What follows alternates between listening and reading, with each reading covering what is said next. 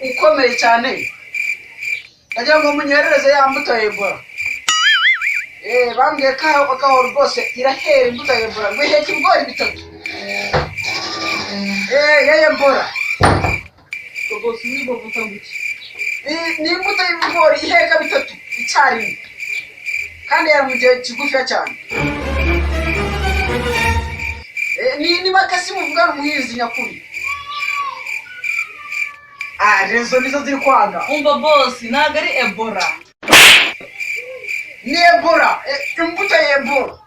Muze nyibona kuri televiziyo aho bayize mu bundi burere butandukanye.